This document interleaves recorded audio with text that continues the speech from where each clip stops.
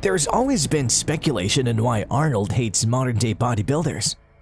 The 7-time Mr. Olympia champion and the best bodybuilder of all time, Arnold Schwarzenegger, recently attacked bodybuilding in a speech.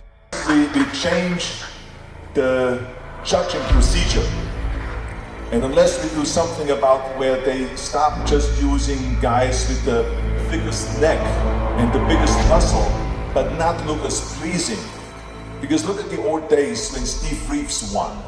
I take notice when Arnold, who has done more than anybody else on the earth for the world of bodybuilding, speaks passionately about the sport's future. So why is Arnold acting independently now? Why would he act in such a way with his fellow bodybuilders? He has lost his sight of his roots in his love for bodybuilding because he has grown so consumed with his own success. Is he envious that the next generation of bodybuilders is receiving the praise and admiration that was once theirs? Not at all. The fact that Arnold had a fantastic physique and had long held the top bodybuilding titles didn't make him a great bodybuilder. He pretty much owned an entire decade single-handedly. No, he was fantastic for bodybuilding because he popularized it. Bodybuilding was merely a weird show before Arnold. That wasn't well received and was totally misinterpreted. Bodybuilding was restricted to people's garages, basements, and other dank, gloomy places. The general population believed that gyms were mainly gay hangouts where semi-clothed sweaty males flexed their huge muscles in front of the mirrors while lifting weights. Arnold revolutionized everything. He changed the way America and the rest of the world perceived gyms and bodybuilding. He had wit, charm, humor, dedication, and intelligence. Not only was his physical appearance enormous, but so was his demeanor. Just what bodybuilding needed, in other words. He helped bring bodybuilding into the public by appearing in the documentary Pumping Iron. But still, Arnold's contribution to bodybuilding is under attack. Bodybuilding is once more turning into a derogatory term. Once more, the term bodybuilding carries a negative societal image. People today see bodybuilding as a world of steroid-addicted, drug-induced, absurdly muscle-bound powerhouses with a narcissistic swagger, dressed in tiny little trunks. Don't get me wrong though, these individuals are both admirable in many ways. They're also extremely clever, focused, and committed. Their sheer muscularity is astounding in and of itself, especially to those of us who actually understand that, despite the drugs, they have to work their asses off and are genetically gifted. But the present generation of bodybuilders just doesn't motivate regular people to imitate them. In contrast to lifting heavyweights, participants in bodybuilding may develop championship physiques despite the usage of drugs. Yet at what price? Of course, everyone has the freedom to appear whichever they want to look and feel proud of themselves. These people also have a fan base. Those who pride themselves on being hardcore enjoy hardcore men who are beasts, freaks, and mutants. And it's alright. You're now in beast mode. Yet I want to be motivated as a lifter. I want to see these top men's programs and follow them. I truly want to go watch them perform and pose for the camera on stage. I believe that after attending a bodybuilding competition, you should feel inspired, motivated, and enthusiastic. You ought to be eager to enter a gym right away and begin lifting weights. I no longer experience this after bodybuilding. It's more like a freak show, a discussion topic. Excellent for chatting with friends or other gym goers, but not motivating. When these men are on the covers of publications, books, or DVDs, I should be running to buy them, but I don't. I believe Arnold realizes this all too well since he recently criticized the biggest bodybuilding competitions judges for awarding high scores to competitors who showed up looking out of proportion. Before the development of pure muscularity, symmetry was highly valued in bodybuilding. Yet somewhere along the line, size began to become more important than proportion when judging bodybuilders.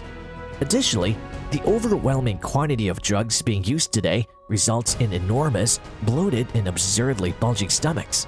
When you see all the images of these incredibly bloated tummies, it's amusing to think that the sport allowed this to develop. In my opinion, the focus of bodybuilding should be on incredible physiques that are nearly flawless.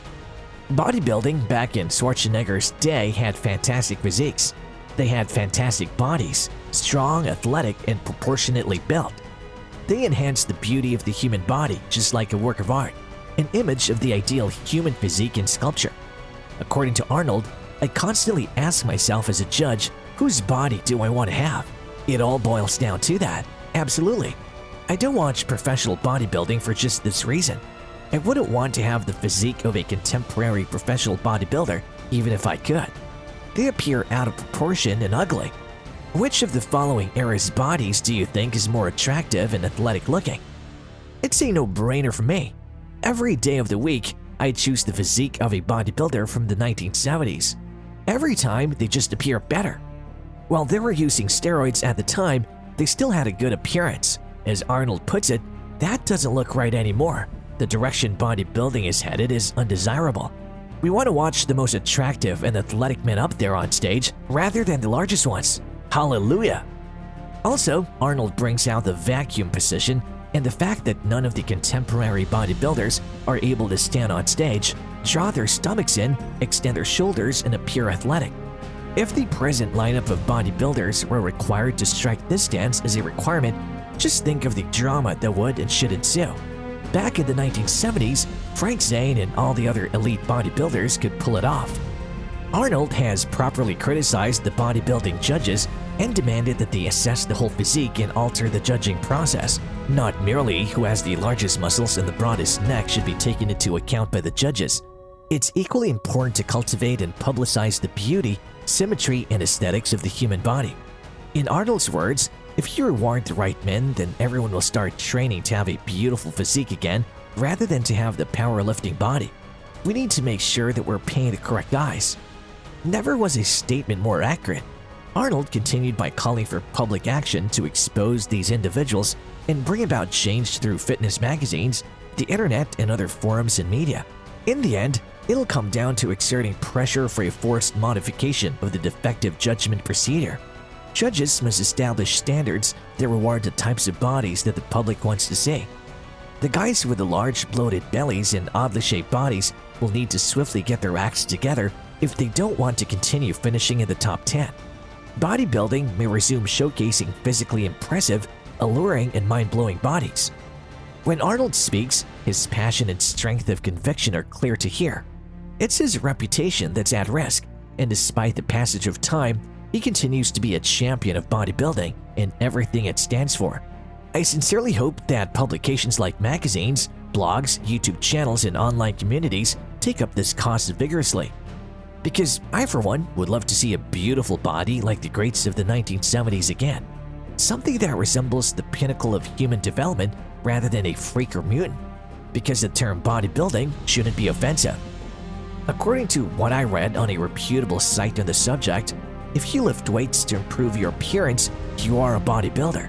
Although you might not be a professional or a competitor, you are still a bodybuilder. How do you feel about modern bodybuilding?